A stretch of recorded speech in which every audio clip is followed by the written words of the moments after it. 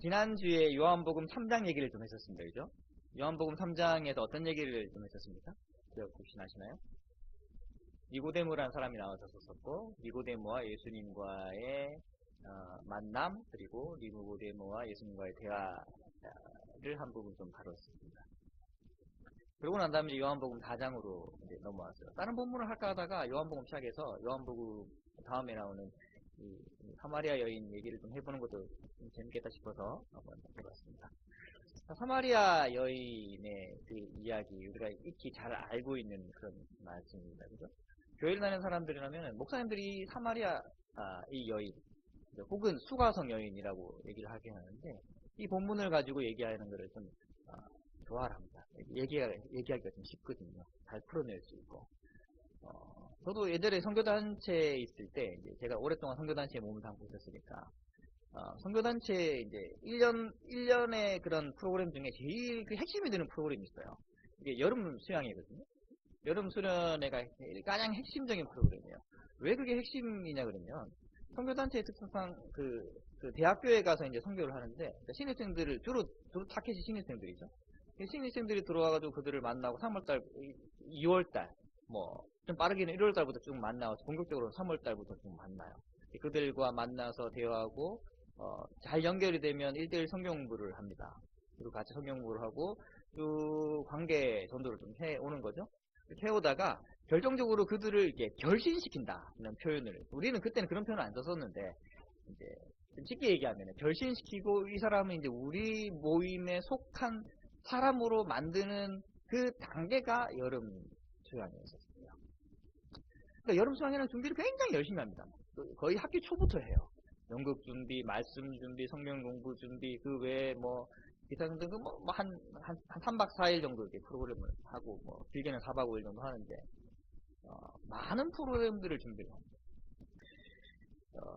근데 보통 교회 수련회는 이렇게 목사님이 주로 이제 인도를 하시잖아요. 근데 거기는 저희 선교단체는 특성상 목사님 주로 말씀을 전하지 않으시고, 평신도들 중에서 좀 연륜이 있는 평신도들 중에서 몇 분이 이렇게 핵심 강사로 이렇게 서서 말씀을 전합니다.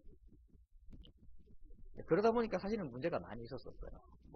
좀 일관성이 없었었고, 본문에 대한 이해가 부족했었습니다. 그래도 그 당시에는 우리가 열심히 그 말씀을 듣고 은혜를 받고 그랬었습니다. 근데 그 중에 그분들이 택하는 여러 본문들이 있었어요. 그 중에 즐겨 택했던 본문이 바로 이 사마리아 여인, 수가성 여인의 본문이었습니다. 왜 그러냐 그러면은, 이 사마리아 여인과 예수님과 만나는 이 장면에서 좀 많이 부각시켰던 게 사마리아 여인의 어떤 상태였습니다. 일반적이지도 않고 평범한 가정이지도 않고, 나중에 말씀을 보시면 아시겠지만 사마리아 여인 남편이 몇 명 있었습니까? 5명이 있었어요. 근데 지금 있는 남편도 사실은 남편이라고 말할 수 없는 그런 상태를 많이 부각을 시켰어요. 그래서 봐라, 사람이라는 게 너희도 사실은 이 사마리아 여인과 같다, 이런 식으로 많이 접근을 했었습니다. 맞죠? 전혀 틀린 건 아닙니다. 말씀을 보는 여러 가지 관점 중에서 이 사마리아 여인을 보는 관점이 그것도 중요한 한 부분이 될 수 있습니다. 근데 문제는 이 사마리아 여인의 이 말씀을 접근하는 방법에서 그렇게 접근했으면 그 이후로는 예수님에게로 끌어가야 되는데, 예수님에게로 끌어가지 않고 그냥 그 인간의 내면적인 상태에 머물러 있는 경우가 굉장히 많이 있었어요. 그 상태로 끝나버리는 그런 경우가 많이 있었거든요. 너 봐라, 너가 그런 상태가 아니냐. 너가 현실에 만족하지 못하고 계속해서 뭔가를 추구해가고 한 남편에 만족하지 못하고 계속 육적인 어떤 것들을 추구해가지 않느냐. 너에게는 예수님이 필요하다. 맞죠? 그렇게 접근하는 것이 일반적입니다. 근데 어떤 문제가 생기냐 그러면은, 그렇게 접근하다 보니까 나중에 교회를 이렇게 선교단체에 소속이 됐어요. 혹은 교회에 소속이 됐어요. 그렇게 몇 년을 지나면 성경 공부를 하고 말씀을 들으면서 성장해 나갑니다. 그런데 성장해 나가면 나갈수록 자신의 내면이 더 나은 상태로 나아가야 되잖아요. 봐라, 사마리아 여인이 예수님을 만나면서 자신의 문제를 극복하지 않았냐, 이렇게 접근했었으니까 처음에. 점점 그런 상태로 나아가야 되는데, 시간이 지나면 지나갈수록 조금의 어떤 진보는 있을지는 모르겠지만 근본적인 내면의 변화를 경험하지 못하는 사람들이 태반이라는 얘기입니다. 교회를 다니면서 일주일에 한 번씩 교회를 다니고 성경 공부를 하고 예배를 드리고 하나님과 관계를 맺고 그렇게 살아가지만 자기의 근본적인 상태가 완전히 확 바뀌는 그런 경험들을 하는 사람이 간혹 있긴 하지만 대부분의 사람들은 몇 년 지나고 나면은 별 다른 왜 내가 교회를 다녀야 되지 하는 그런 의문이 들 정도로 그냥 형식적으로 교회를 다니게 되는 경우가 많다는 거예요. 그러다 보니까 자연스럽게 자기 안에 의구심이 생깁니다. 내가 예수님을 믿고 예수님의 말씀을 따르고 성경공부를 했으면 그만큼 변화가 되고 좀 진보적으로 나가야 됨에도 불구하고 그렇지 않은 모습을 통해서 스스로 문제를 발견하게 되고 이게 아니지 않은가라는 그런 또 결론에 이를 수 있게도 됩니다. 제 주변에도 그런 친구들이 많이 있습니다. 선교단체의 특성상 아까도 얘기했지만 인간의 내면 상태를 많이 부각을 시키거든요. 부각을 시켜야 됩니다. 그게 당연한 거죠.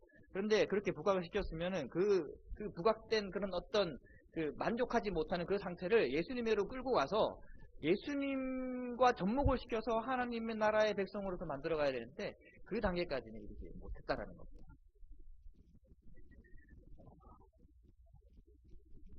오늘 그래서 저는 이 말씀을 접근하는 그 방식이 이렇게 인간의 내면에서부터 위로 올라가는 접근 방법이 아니라 사실은 이 요한복음의 이 말씀이 왜 여기에 포함되어 있는지에 대해서 사실은 우리가 모든 말씀도 그렇지만 위에서부터 사실은 아래로 내려오는 그런 말씀 접근 방법을 한번 접근해 보도록 하겠습니다. 사실은 오늘 본문의 처음부터 예수님 중심적으로 시작을 합니다. 3절과 4절을 한번 보시면 좀 전에 읽었지만 다시 한번 제가 읽어보도록 하겠습니다.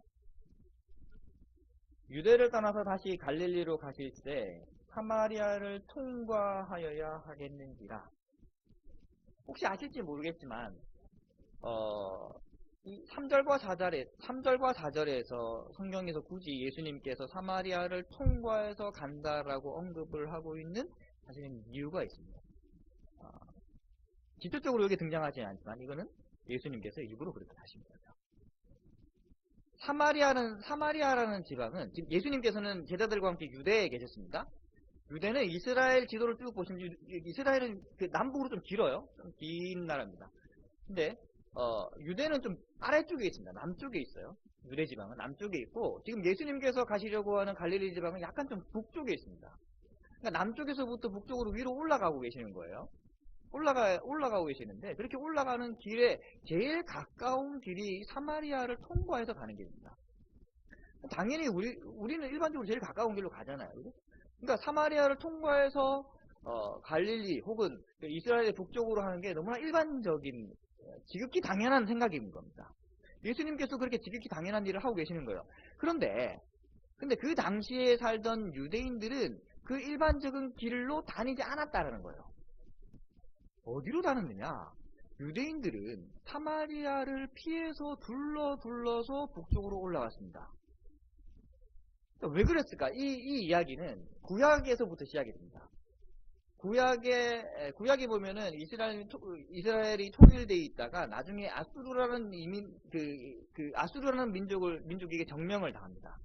포로가 되고 끌려가고 그런 일들이 있습니다.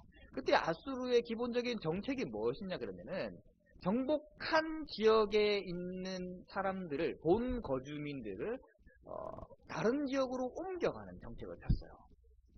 그러니까 이런 거죠. 그들이 독립운동을 하지 못하도록 일종의 독립활동을 하지 못하도록 사람을 쫓기게 만드는 정책을 아수르는 일부러 썼어요. 그 이스라엘 땅 중에서 그렇게 굉장히 그 일이 심각하게 일어났던 지방이 사마리아라는 지방이었어요.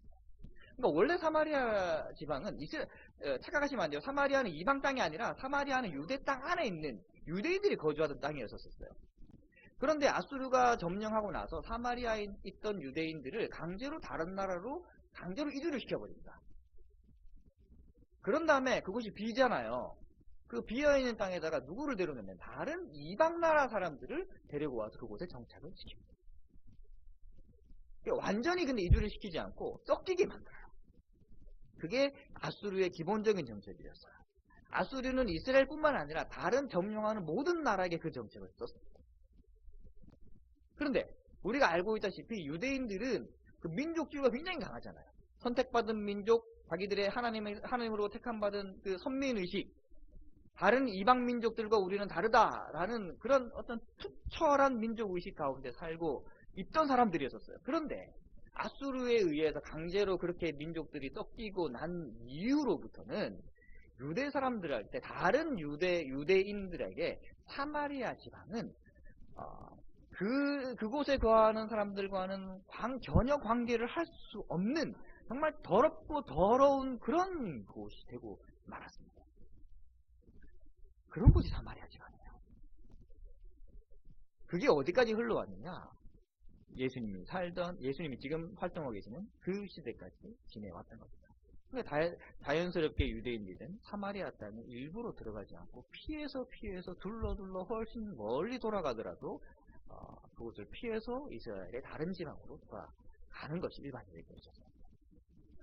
혹여나 그쪽 지방을 너무 급해서 그쪽 지방을 지나서 가게 되더라도 그곳에 사는 사람들과 말을 섞지 않는 것이 자연스러운 것이죠. 성경에 나오잖아요. 몇 절에 나옵니까?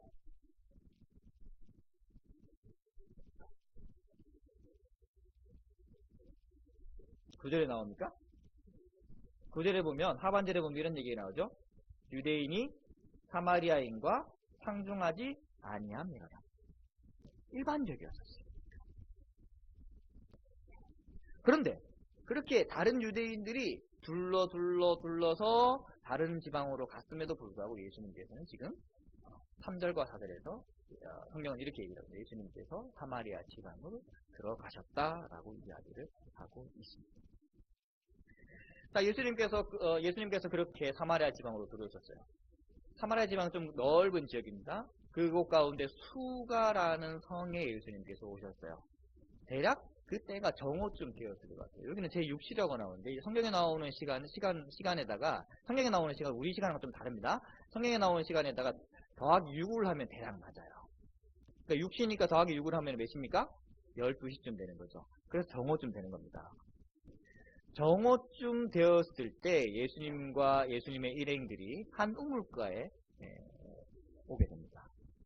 그리고 예수님의 제자들은 먹을 것을 구하기 위해서 그 근처에 있는 동네로 들어갑니다. 예수님 홀로 나갔어요. 그때 한 여인이 물을 기르러 옵니다. 우물가로 물을 기르러 와요. 그러고 난 다음부터 예수님과 만나게 됩니다. 그런데 사실은 이것도 일반적이지는 않습니다. 정오에 물을 기르러 온다. 사실은 그 당시에 살던 사람들은 정오에 물을 기르러 오는 것이 일반적이지 않았었어요. 왜 일반적이지 않느냐? 정오라는 그런 시간대는 이 계절이 어떤 계절이었는지는 잘 모르겠지만 정오라는 시간대는 사람들이 활동하기가 굉장히 힘든 그런 때였습니다. 햇빛이 뜨겁게 내리쬐고 일반적인 그런 때였었어요. 그래서 보통은 물을 기르러 아침 일찍 오거나 저녁에 좀 해가 뉘엿뉘엿할 때 그럴 때 물을 뜨러 왔어요. 그런데 이 여인은 물을 뜨러 정오에 왔어요. 다른 사람들과 달리 그 여인은 홀로 왔습니다. 물을 뜨러.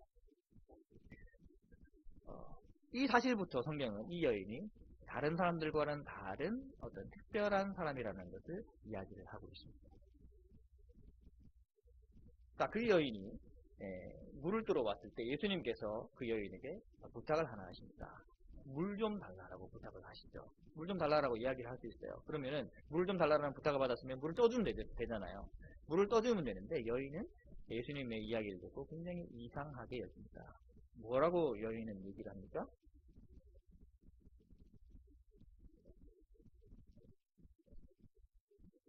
9절에 보면 나오죠? 9절의 전반절, 우리가 좀 전에 읽었던 부분, 앞부분에 보시면 사마리아 여자가 이르되 당신은 유대인으로서 어찌하여 사마리아 여자인 나에게 물을 달라 하나이까? 이상한 점에 대해서 이 사마리아인은 두 가지를 지적을 하고 있어요. 하나는 나는 사마리아인이고 당신은 유대인이다. 이게 첫 번째예요. 두 번째 이상한 점은 뭘까요? 나는 여자고 당신은 남자다. 남자란 얘기는 안 하지만 이 여인이 자기는 여자라고 얘기를 하는 것을 봐서 남자인 당신이, 그것도 더구나 유대인의 남자인 당신이 어떻게 사마리아인이면서도 여자인 나에게 물을 달라고 할 수 있느냐? 무슨 얘기입니까? 그렇게 하는 사람들이 일반적으로 많다는 얘기입니까? 없다는 얘기입니까? 없다는 얘기예요. 이상하게 여긴 거예요. 저 사람이 왜 저러지? 이렇게 접근을 하고 있는 겁니다. 이렇게 두 가지나 제한적인 상황이었음에도 불구하고 예수님께서는 이 여인에게 접근합니다. 그런데 예수님께서 여인의 이 질문을 듣고 난 다음에는 이야기를 조금 더 난해한 쪽으로 끌어가세요. 한번 보실까요? 예수께서 대답하여 이르시되 내가 만일 하나님의 선물과 또 내게 물 좀 달라 하는 이가 누구인 줄 알았더라면 내가 그에게 구하였을 것이요 그가 생수를 내게 주었으리라. 사실 예수님께서 여인에게 이야기를 한 거는 물 좀 달라는 것이었어요. 그리고 여인의 반응은 아니 당신 같은 사람이 어떻게 나에게 물 달라고 합니까? 이 반응이었습니다. 근데 이 반응을 듣고 예수님께서는 그에 대해서 나는 이러이러해서 난 편견이 없는 사람이야. 그냥 물을 주면 돼. 이렇게 얘기를 하면 되잖아요. 그런데 예수님께서 이렇게 얘기를 하지 않고 좀 난해한 방법으로 이야기를 했어요. 너가 하나님의 선물을 아냐? 너가 만약에 하나님의 선물이라는 것을 알고 물을 달라고 한 내가 누구인지 너가 알았더라면 내가 너에게 생수를 줬을 거야. 이런 얘기를 하는 거예요. 이해하기 힘든 말씀인 거죠. 그런데 여기서 우리는 성경이 말하고자 하는 첫 번째 포인트를 보게 됩니다. 그것은 예수님께서 굳이 사마리아로 들어가셔서 갈릴리로 가시는 이유가 등장합니다. 예수님께서는 단지 빨리 사마리아로 가시기 위해서 갈릴리로 가시기 위해서 사마리아를 지나가시는 것이 아니었어요. 예수님께서 요한복음 4장에서 지금 예수님께서 사마리아로 지나서 갈릴리로 가셨다고 하는 그 3절과 4절의 이야기가 바로 여기서 등장하는 거죠. 왜? 예수님께서 그 땅으로 지나가시려고 하는 이유는 바로 이 여인을 만나기 위함이었습니다. 그 여자는 당장에 마실 물이 필요해서 물을 기르러 왔어요. 우물가로. 그런데 예수님께서는 그 여인을 보시고 마실 물이 아니라 다른 물에 대해서 이야기를 풀어가십니다. 자, 예수님의 이야기를 듣고 여인은 굉장히 또 이상하게 여깁니다. 주여 물기를 그릇도 없고 이 우물은 깊은데 어디서 당신이 그 생수를 얻겠답니까? 여인이 들은 말은 이런 거예요. 내가 누군 줄 아냐? 내가 누군 줄 알았다면 내가 너에게 물을 줬을 거야. 생수를 줬을 거야. 이 얘기를 했잖아요. 그러니까 여인의 입장에서 이런 거예요. 아니 저 사람이 나처럼 지금 물을 기르러 올 수 있는 바가지도 없고 어떤 도구가 없어요. 도구가 없는데 어떻게 나에게 물을 줄 수 있다는 얘기지? 하는 그런 얘기입니다. 그 당시의 우물들은요. 저도 우물 세대는 아니지만 우리나라 우물은 그렇게 깊진 않아요. 그죠? 이렇게 두레박을 저도 어릴 때 시골에 이제 놀러 가 보면은 이렇게 우물이 있는 집이 이제 할머니 할아버지 집이 이제 우물이 있었으니까 물을 간혹 기르면은 조금만 내리면은 물을 뜰 수 있었어요. 우리나라 우물은 보통 그래요. 그런데 이 지방의 우물들은요 그렇지 않아요. 이 지방의 우물들은요 굉장히 깊습니다. 그래서 뭐 10m, 20m 더 내려가서 우물을 파야지만 이렇게 물이 나오는 그런 곳이었어요. 그러니까 뭐 줄도 긴 줄이 있었어야만 했고 그런 준비물들이 있어야지 물을 뜰 수가 있었다는 얘기죠. 그런데 이 여인이 봤을 때 예수님은 그런 것들이 없었거든요. 근데 어떻게 나에게 물을 줄 수 있다는 얘기지? 라는 의문을 가지게 되었습니다. 자, 이 말 좀 쉽게 풀어보면 이런 겁니다. 선생님, 내가 보니 선생님은 이 깊은 우물에서 물을 뜰 수 있을 만한 그릇이 없는데 어떻게 물을 떠서 내게 주시려는 것입니까? 라고 이야기를 하는 것이죠. 근데 이 말을 들은 예수님께서는 또 그런 상황에 대해서 설명을 하면 되잖아. 근데 또 설명하지 아니하고 더 난해한 방향으로 이야기를 끌어가십니다. 또 한번 보실게요. 이 물을 마시는 자마다 다시 목마르려니와 내가 주는 물을 마시는 자는 영원히 목마르지 아니하니니 내가 주는 물은 그 속에서 영생하도록 솟아나는 샘물이다. 여인은 육신의 목마름을 해결하기 위해서 계속 물을 기르러 왔을 것입니다. 그런데 예수님께서는 자신이 주는 물을 마시면 다시는 목마르지 않다라고 이야기를 하고 있습니다. 도무지 일반적이지도 않고 상식적이지도 않은 이야기를 예수님께서는 여인에게 지금 하고 계신 겁니다. 이런 이야기를 들으면은 대부분 만약에 우리 같으면 만약에 우리가 그 순간에 그 사마리아 여인과 같이 그 순간에 있었으면은 저 같으면 아마 그런 생각을 했을 거예요. 이 사람 이상한 사람이 아닌가. 말을 거는 것부터 이상했어. 그런데 대화의 핵심이 없어요. 자꾸 난해한 방향으로 이야기를 끌어가는 거예요. 내가 누군지 알아? 누군지 알면 내가 너에게 물을 줬을 거야? 그런데 내가 주는 물은 지금 너희가 먹는 물과처럼 물과는 다른 물이야. 영원히 목마르지 않는 그런 물을 너에게 줬을 거야. 야, 정신 있는 거야 없는 거야? 저 같으면 이렇게 생각을 했을 거예요. 간혹 길을 가다 보면은 그런 사람들 만나잖아요.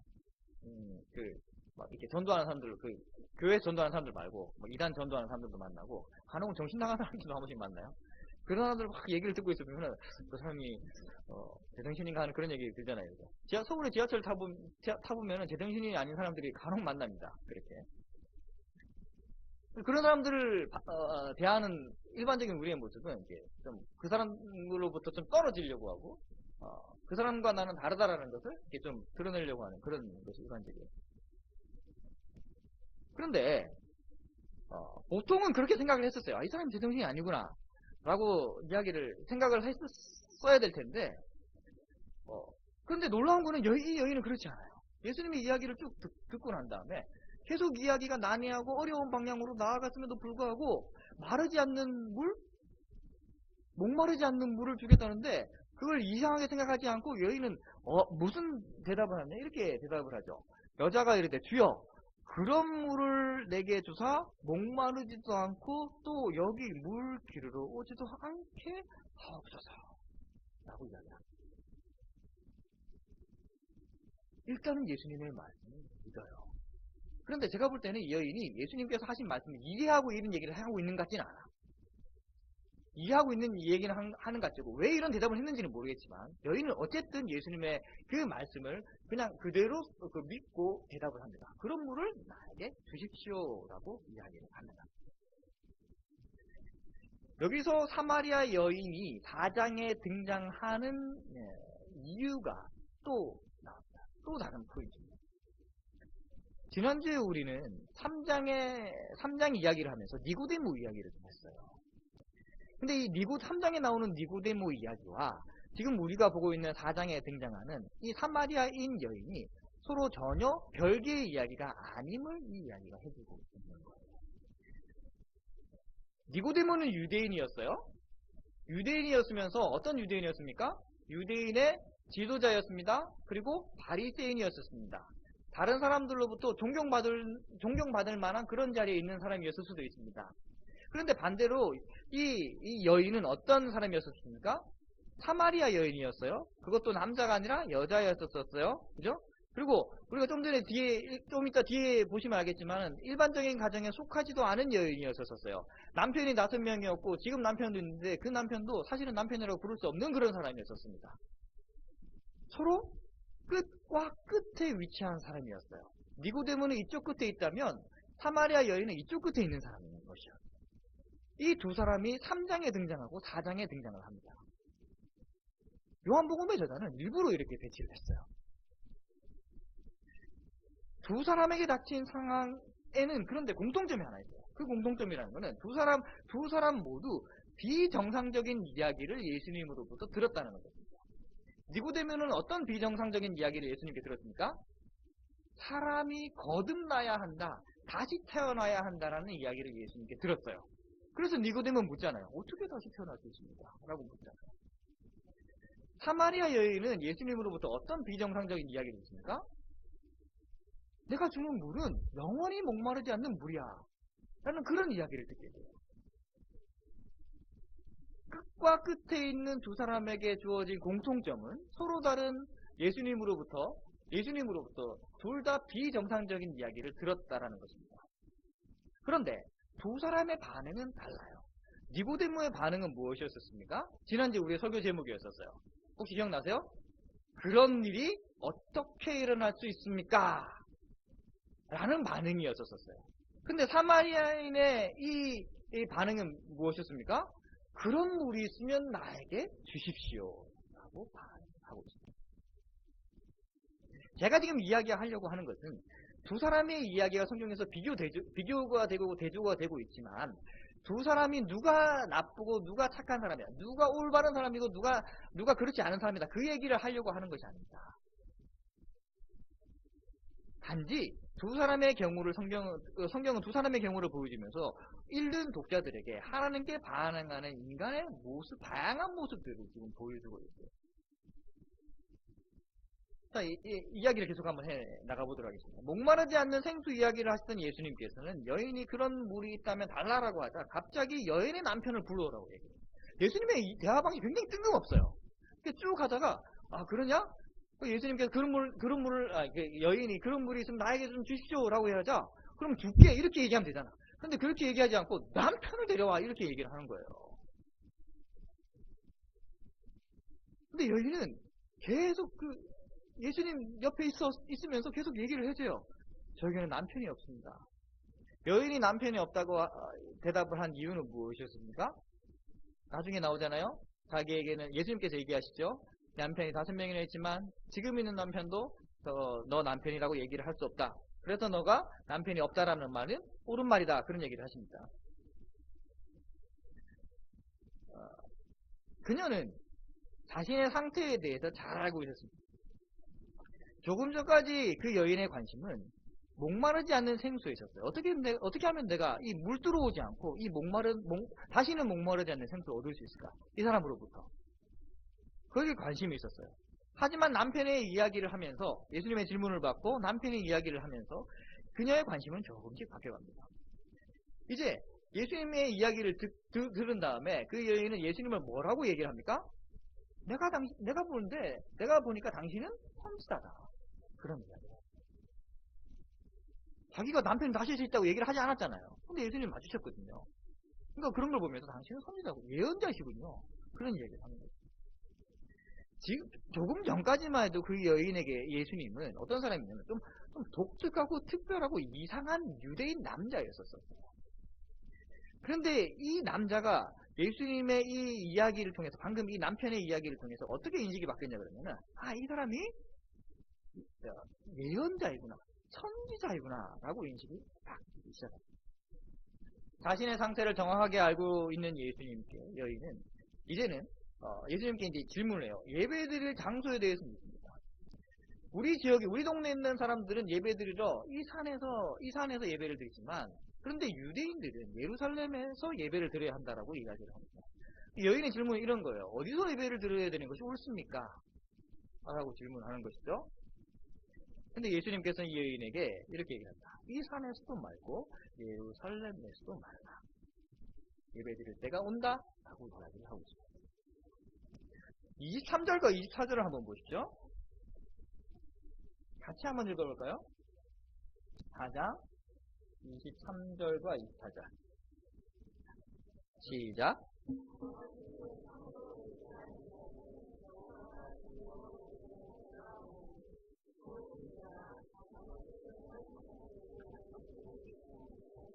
찾으시느니라. 하나님은 영이시니 예배하는 자가 영과 진리로 예배할지니라. 자, 예배에 관해서 대화를 나누던 예수님과 이 사마리아 여인의 이 절정이 23절과 24절입니다. 마시는 물에 대한 이야기로 시작을 했었어요. 그런데 이 이야기의 종결점으로 치닫고 있는데, 그 이야기의 종결점은 어디로 치닫고 있느냐? 어떻게 예배를 드려야 하느냐라고 이야기를 나누고 있습니다. 그죠? 이 이야기의 시작은 사실은 우리가 정신줄을 놓지 말아야 돼요. 이 이야기의 시작은 마실 물의 이야기부터 시작을 했어요.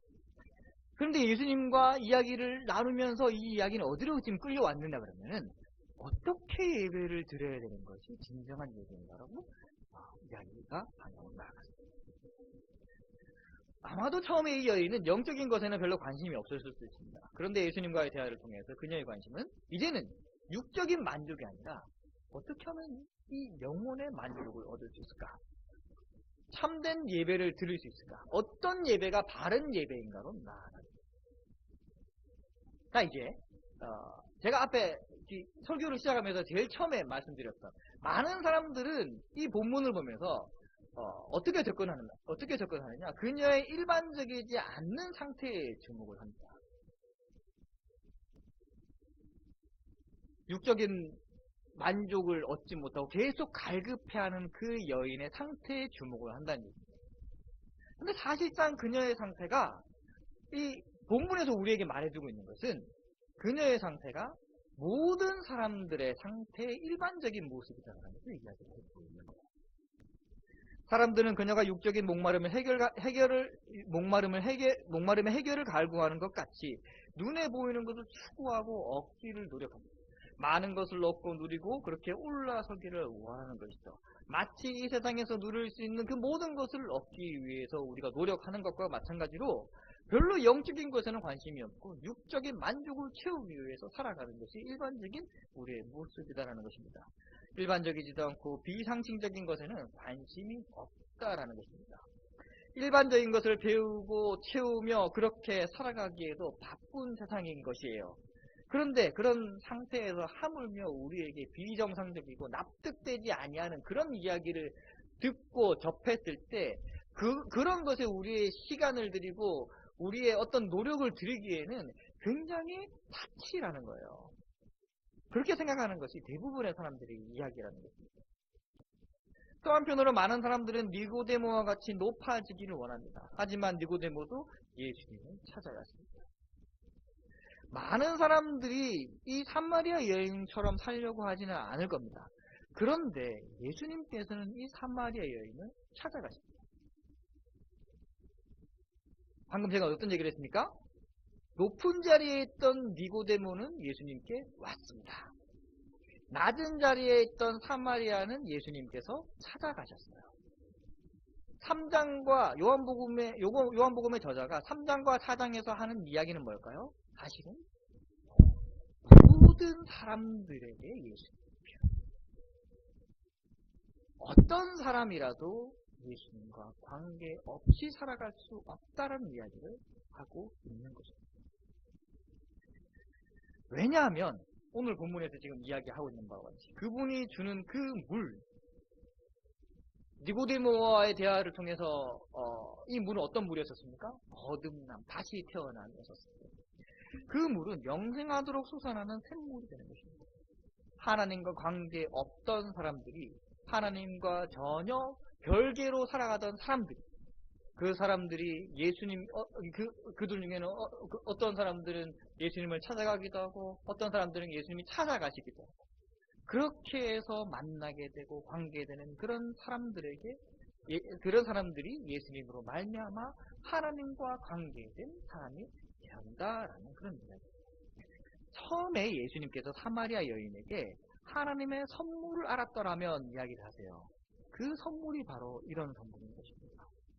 하나님과 관계된 사람으로서 예수님으로 말미암아 하나님과 관계된 사람으로 변화된 사람으로서 누릴 수 있는 그 하나님의 상태,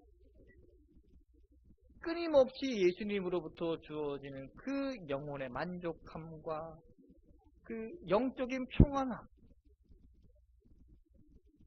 하나님이 없이 사람들이 누릴 수 없는 그런 상태가 아니라 하나님과 관계된 사람들만이 누릴 수 있게 되는 그 은혜가 바로 하나님의 선물이라는 그런 이야기라는 것입니다.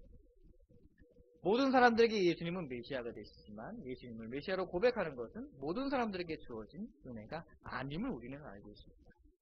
사마리아 여인은 예수님의 이야기를 듣다가 자신이 지금 이해하지 못하는 부분은 메시아가 오시면은 이해가 될 것이라고 이야기를 하는 부분이 있어요. 메시아가 오시면 아마 이 모든 전말이 밝혀질 것입니다. 라는 그런 이야기를 하는 부분이 있어요. 좀 뒤에. 이때 예수님께서는 이 대화의 최종 결말을 맺으십니다. 내가 말하는 내가 그라 하신다.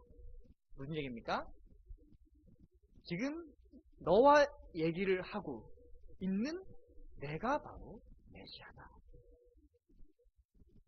예수님께서는 니고데모에게 하나님의 세상을 처럼 사랑하사 독생자를 주셨으니 이는 그를 믿는 자마다 멸망치 않고 영생을 얻게 하려 하심이니라고 말씀하셨어요. 그리고 이 여인에게는, 사마리아 여인에게는 바로 내가 그 사람이다 라고 이야기를 하고 있습니다.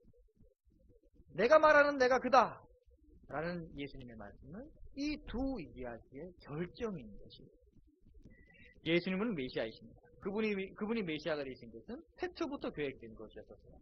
그 계획은 모든 사람들에게 유효한 계획이었지만 그 안에 참여하는 사람들은 한정되어 있습니다. 니고데모는 아마도 그 안에 참여한 듯이 성경은 나타내고 있습니다. 사마리아 여인 또한 아마도 그렇지 않았을까라고 추측해 볼 수 있어요. 예수님의 이야기를 들은 여인의 반응은 굉장히 극적입니다. 28절을 한번 보세요. 내가 바로 그다! 라고 이야기를 들은 사마리아 여인은 28절에서 이렇게 행동합니다. 여자가 물동이를 버려두고 동네로 가서 사람들에게 이르되 내가 행한 모든 일을 내게 말한 사람을 와서 보라. 이는 그리스도가 아니냐. 자, 보세요. 여인은 처음에 뭘 들고 왔습니까? 물동이를 들고 왔어요. 성경에서 말하고자 하는 바는 그것입니다. 물동이를 들고 온 이유는 무엇이었습니까? 사실은 육적인 만족을 채우기 위해서 온 것이었어요. 목마름을 채우기 위해서 왔어요.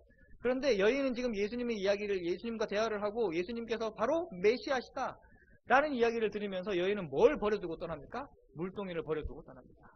하나의 포인트가 되는 거예요. 그리고 가서 자신이 경험한 이 예수님을 동네 사람들에게 전합니다. 와서 보라. 이는 그리스도가 아니냐. 참, 이 이야기는 이 사람이 그리스도다 이 이야기는 아니에요. 이 사람이 그리스도가 아닐까요? 라는 그런 이야기입니다. 여인의 이 말은 모든 인간들이 예수님을 향해서 던져야 하는 질문입니다. 말씀은 우리에게 끊임없이 이런 질문을 던지게 합니다. 성경을 보면서 설교를 들으면서 우리는 예수님이 바로 메시아가 아닐까요? 라는 그런 질문을 끊임없이 반복합니다. 사실상 우리는 하나님으로부터 변화된 이후로 살아가지만 그런데 우리는 내 자신만 봐도 그래요. 목사이지만 살면서 끊임없는 그런 어떤 그 의심과 어떤 그 회의감이 듭니다. 예수님을 향하여서 어떤 때는 믿음이 있기도 하지만 어떨 때는 불신의 마음이 가득하기도 해요. 이것이 정말 사실일까? 내가 가고 있는 이 길이 내가 믿고 있는 바가 이게 잘못된 것이면 어떡하지? 그런 생각 안 해보셨습니까? 저는 늘 그런 생각이 수시로 들어요. 목사이지만 어쩔 수가 없습니다. 우리는 계속 그런 상태로 일상적으로 그렇게 살아갑니다. 성경 말씀이 어떨 때는 믿어지기도 하다가 어떨 때는 이것이 도무지 이해되지 않기도 하다가 우리는 그냥 습관적으로 예수님이 메시아시다 이렇게 믿으며 사는 것처럼 보이지만 사실 우리의 삶의 모습은 예수님이 메시아가 아닌 것처럼 그렇게 살 때도 많이 있다는 거예요. 그래서 성경 본문은 우리에게 이런 질문을 던지게 하는 겁니다. 예수님이 정말 메시아가 아니신가? 이런 질문들을 던지면 던질수록 우리로 하여금 성경을 어떻게 나아가게 할까요? 예수님과의 그 관계가 점점 더 간격이 좁아지게 만들어가는 거죠. 그래서 왜 우리가 끊임없이 예배를 드립니까? 왜 성경 공부를 하고 말씀을 봐야 됩니까? 바로 이런 과정 때문인 거예요.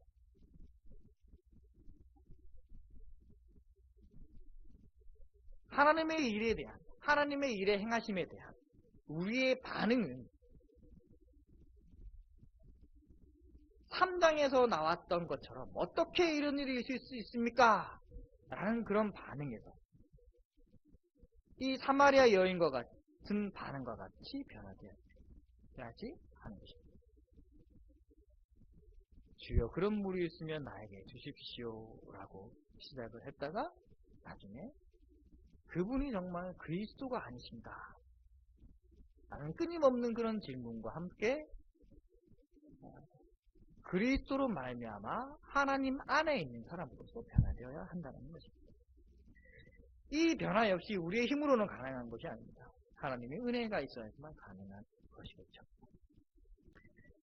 이것이 하나님 앞에서의 우리 인간들의 한계이면서 동시에 축복인 것입니다.